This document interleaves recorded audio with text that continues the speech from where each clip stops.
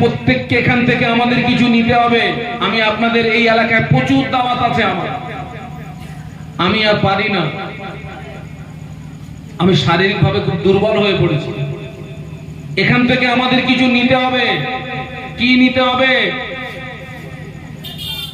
আজকের এখানে আমরা যত মানুষ আসি, এখানে এসেছি, জান্নাতে যাওয়ার আশা আছে না নাই? এই আশাটা প্রত্যেকের, নামাজি, বেনামাজি, রোজাদার, বেরোজগার, সকলের আশা কোথায় যাওয়া? বলুন বলুন, জান্নাত। আশা প্রত্যেকের। কিন্তু বাবা, জান্নাতে যেতে গেলে, জান্নাত পেতে গেলে আমাদের কিছু করণীয় আছে না নাই?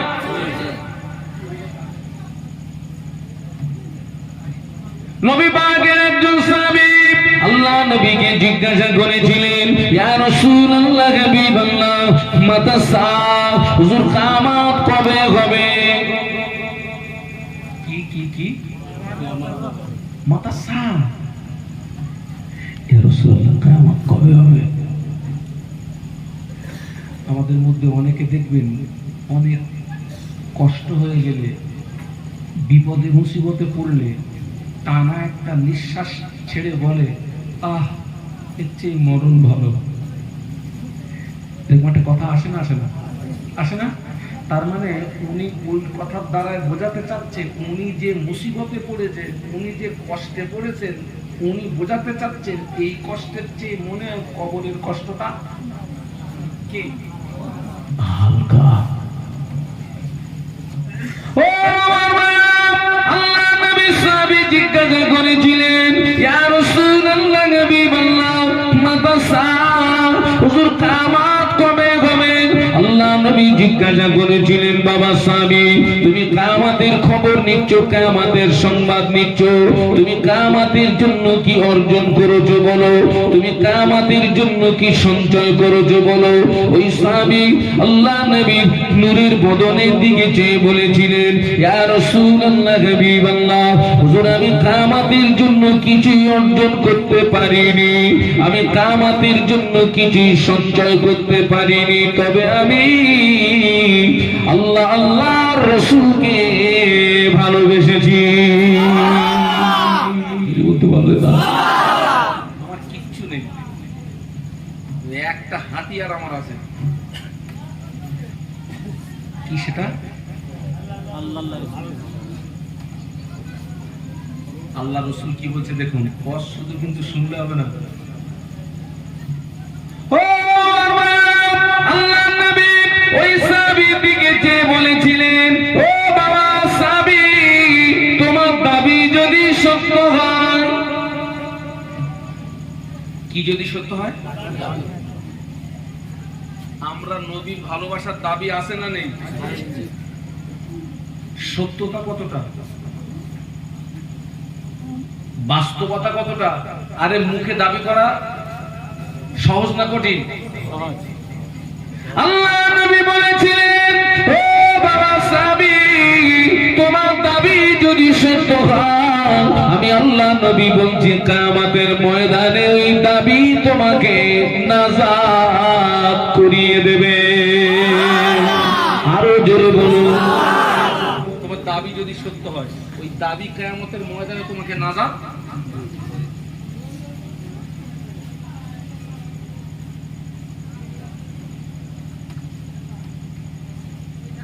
আল্লাহ পাক কোরআন শরীফের ভিতরে বললেন, কুল ইন কুনতুম তুহিব্বুনাল্লাহ ফাত্তাবিউনি ইউহিব্বুকুমুল্লাহ ওয়া ইয়াগফির লাকুম যুনুবাকুম আল্লাহু গফুরুর রহিম।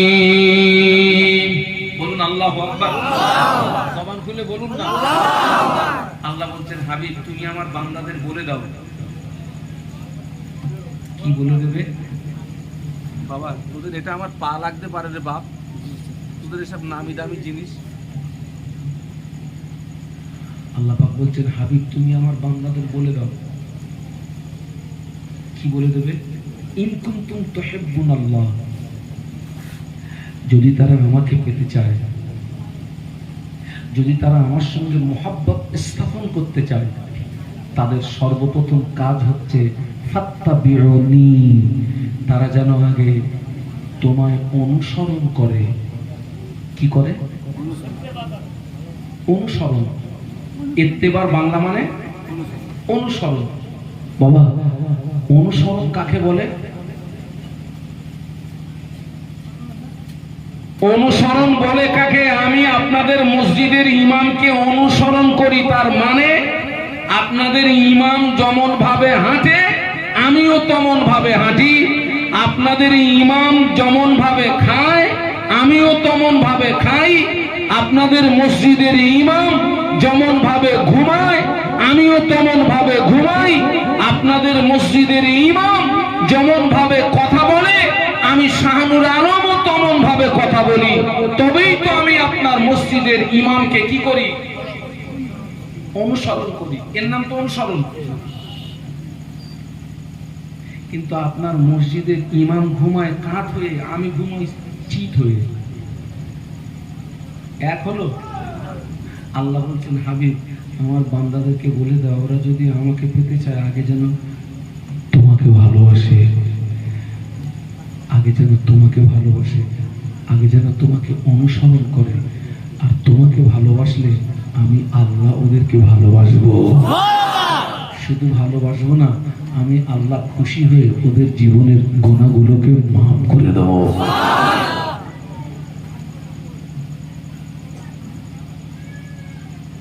ভালোবাসা দেখুন।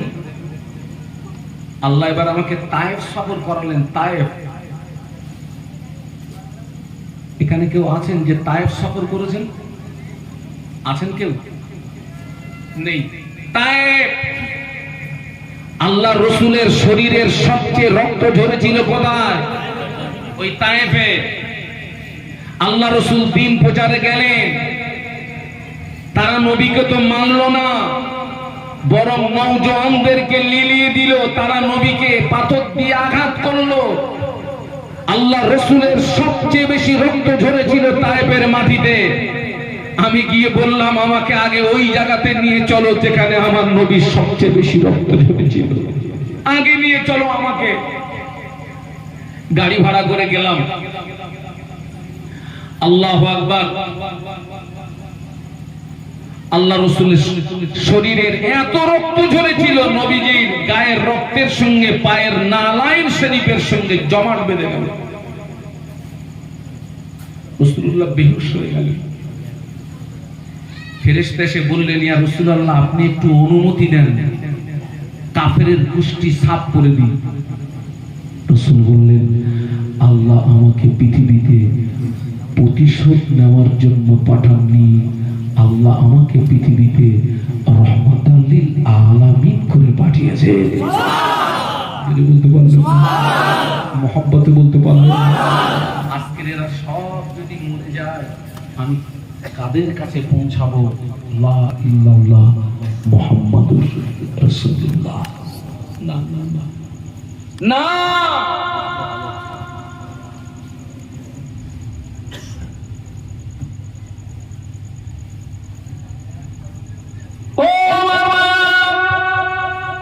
ওই তায়েফের মাটিতে আল্লাহর নবী একটি পাহাড়ের নিচে বসে আছেন। বেঈমান বেদিনেরা, কুফার কুরাইশরা বিশাল দুটি পাথর কেটে ফেলে দিয়েছে। তাদের উদ্দেশ্য হলো এই পাথর দুটো গড়িয়ে গড়িয়ে মুহাম্মাদের গায়ে পড়বে, মুহাম্মাদকে চাপা দিয়ে মেরে দেব। কলেমার দাওয়াত দেওয়ার মতো কেউ থাকবে না। আল্লাহ নবীর নজরে পড়ে গেল। আল্লাহ নবী পাথরের দিকে চেয়ে বলেছিলেন, এই পাথর, তুই যদি আল্লাহর হুকুমে এসে থাকিস তুই আমার কাছে আয়, তুই যদি আমার দুশমনদের পক্ষ থেকে এসে থাকিস ওখানে দাঁড়িয়ে যা। নিজে চোখে দেখে এসেছি বাবা, দুটো পাথর আজ পর্যন্ত শূন্যে দাঁড়িয়ে আছে।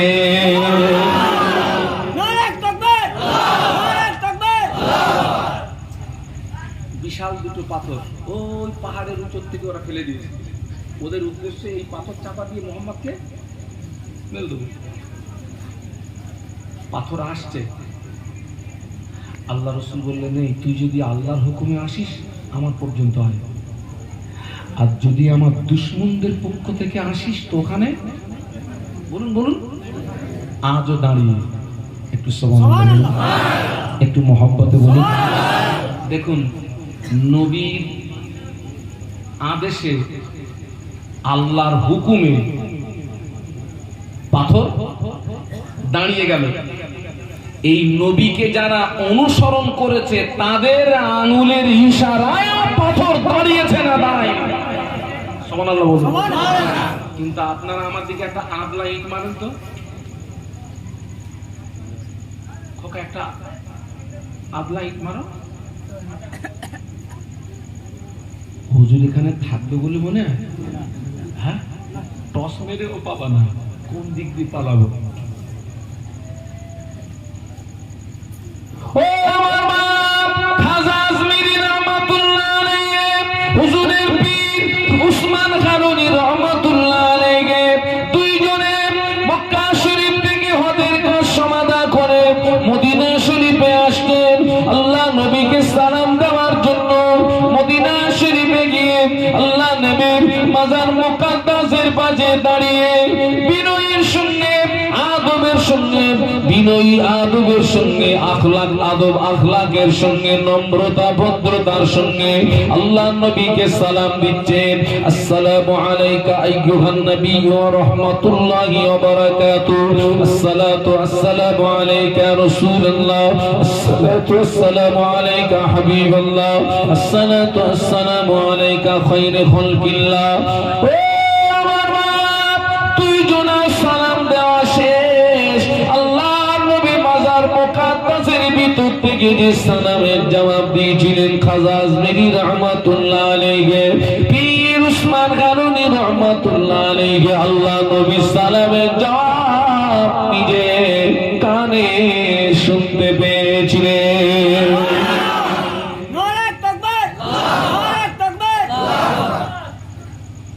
আমরা তো হসপাত থেকে ফিরে এসে অনেক গল্প দিই, এই করেছি ওই করেছি এই করেছি। আজ পর্যন্ত কোনো হাজী সাহেবকে গল্প দিতে শুনেছেন নবীকে সালাম দিয়েছি জবাবটা শুনতে পেয়েছি?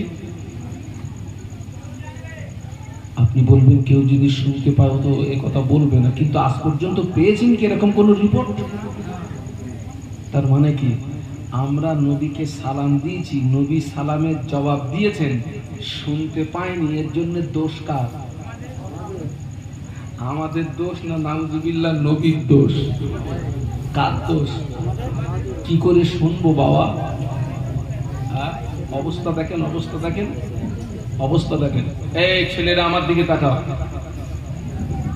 আল্লাহ নবী মদিনা রাস্তা দিয়ে হেঁটে চলেছেন।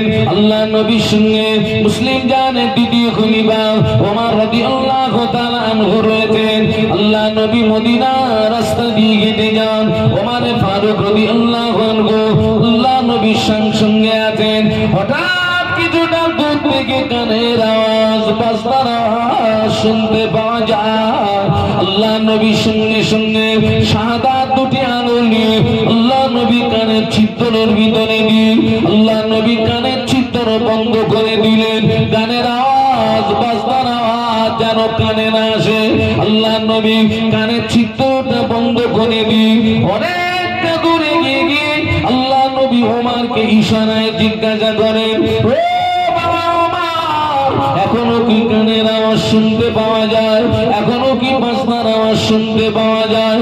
ওমর রাদিয়াল্লাহু আনহু যতক্ষণ ইশারা করেছেন, হ্যাঁ ইয়া রাসূলুল্লাহ, এখনো কানের আওয়াজ শুনতে পাওয়া যায়, এখনো বাজনার আওয়াজ শুনতে পাওয়া যায়, ততক্ষণ পর্যন্ত আল্লাহ নবী কানের ভিতর থেকে আঙুল টানেননি। আরেকটু জোরে বলুন সুবহানাল্লাহ। আর আমরা নবীকে অনুসরণ করি, এমনি গান শুনে কলিজা ভরে না বাবা।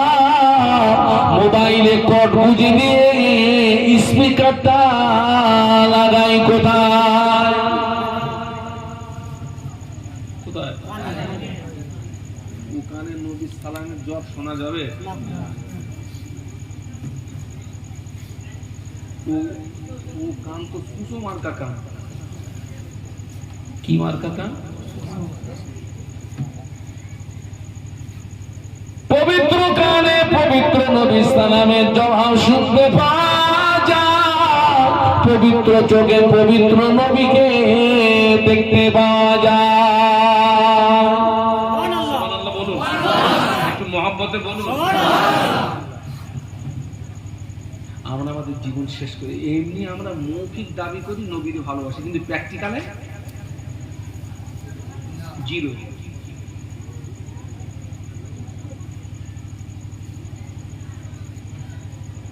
বাবা আবু তালেব, আবু তালেব, আবু তালেব নবীর কি হয়? বাহ, সাহাবীদের বাদ দিয়ে তামাম পৃথিবীর মানুষ আবু তালেবকে যে ভালোবাসা, তামাম সাহাবীদের বাদ দিয়ে তামাম পৃথিবীর মানুষ নবীকে যে ভালোবাসা দিয়েছিলেন, ওই ভালোবাসা যদি এক পাল্লায় রাখা হয়, আর আবু তালেব আমার নবীকে যে ভালোবাসা দিয়েছিলেন, ওই ভালোবাসা যদি অপর পাল্লা রাখা হয়, এক মুহূর্তের ভিতরে আবু তালেবের ভালোবাসার পাল্লাটা ভারী হয়ে যাবে। আরো জোরে বলুন। কিন্তু ওই আবু তালেবের ঠিকানা কোথায়? কেন? এত এত ভালোবাসা গেল কোথায়?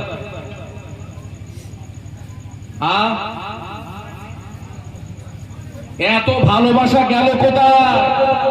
আমি আগেই বলেছি, সাহাবীদের বাদ দিয়ে তামাম পৃথিবীর জমিনে যারা নবীকে ভালোবাসা দিয়েছে, ওই ভালোবাসা যদি এক পাল্লা রাখা হয়, আর আবু তালেব নবীকে যে ভালোবাসা দিয়েছিলেন, ওই ভালোবাসা যদি অপর পাল্লা রাখা হয়, এক মুহূর্তের ভিতরে আবু তালেবের ভালোবাসার পাল্লাটা ভারী হয়ে যাবে। কিন্তু সেই আবু তালেবের ঠিকানা জাহান্নাম।